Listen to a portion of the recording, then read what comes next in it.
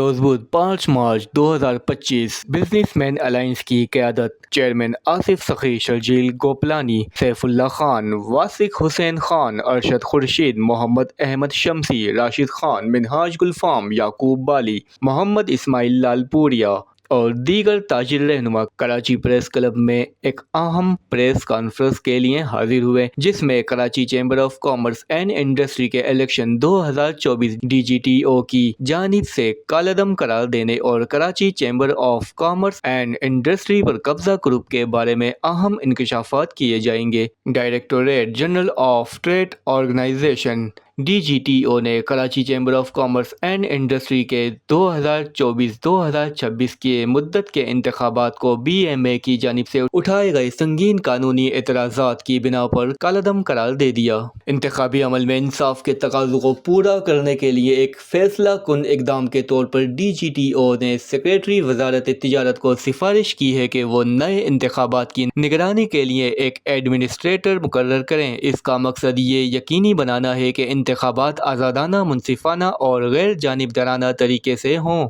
और सबसे अहम, Karachi chamber of commerce and industry की मेंबरशिप फ़ीस 1200 रुपये है, जबकि आजकल हर मेंबर से 5000 रुपये मेंबरशिप फ़ीस ली जाती है। जबकि Karachi chamber of commerce and industry को मिलने वाले हुकूमत की जानिब से खसूसी मराहत दीगर पर Karachi chamber of commerce and industry पर काबिज ग्रुप खामोश फ़ायदा उठाता रहा। Karachi chamber of commerce and industry के किसी मेंबर को इसका फ़ायदा नहीं मिल रहा, जैसा सियालकोट चैम्बर दीगर अपने मेंबरान के फलाह बहबूद पर खर्च कर रहा है।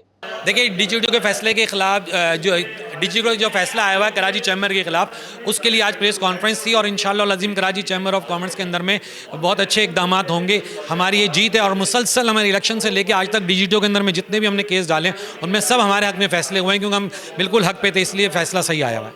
देखिए, हम सर्जिकल ऑडिट की जो बात कर रहे हैं इसकी बहुत मुख्तलिफ वजूहत हैं। 1200 की जगह 5000 रुपये फ़ीस क्यों ली जा रही है?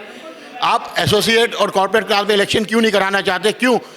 दो सेक्टर को आप जो है सपोर्ट कर रहे हैं, जिसमें जावेद बिलवानी एंड कंपनी या जुबैर मोतीवाला एंड कंपनी का जो कारोबार है टेक्सटाइल का, ये इनको सपोर्ट करते हैं। इसके अलावा पानी की एक फैक्ट्री है जो उनके सरगुना की सरबराह की है, उसी को सिर्फ सपोर्ट किया जाता है, बाकी तिजारत को खुडे लाइन फेंक दिया जाता है। उसके साथ आपका ने हमसे लाखों रुपए, करोड़ों रुपए जो है अस्पताल की मद में लिए, वो चैम्बर का अस्पताल इस शहर में कहाँ है? उससे आम ताजिर को आज तक क्या फ़ायदा पहुंचा?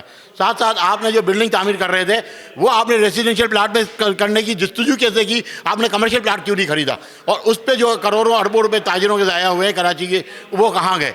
आज तक कराची में कौन सा मॉन्यूमेंट आपने ऐसा बनाया हो जिसपे ये कह सकें कि कराची चैम्बर हमारा फेस है?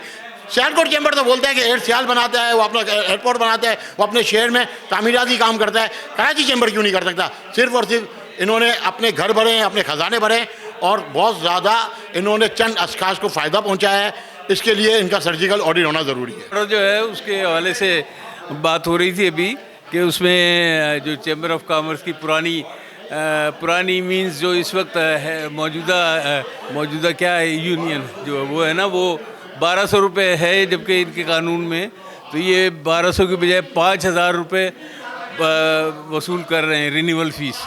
तो जिसके हिसाब से आज ये 10 सालों से अगर पैसे लगाए जाए तो अरबों बनते हैं।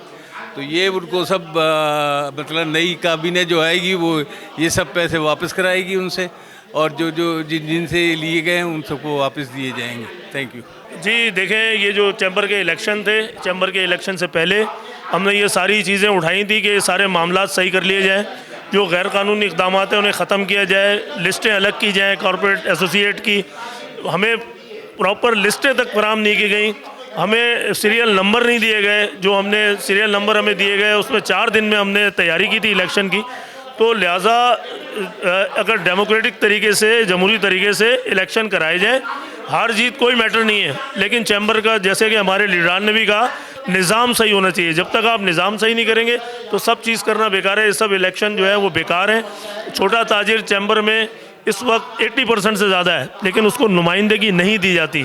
जब उसकी 15 सीटें हैं, 50% हैं, तो आप उसको नुमाइंदगी दें और छोटा ताजिर अंदर बैठ के चैम्बर में अपने मसाइल खुद हल करेगा इंशाल्लाह।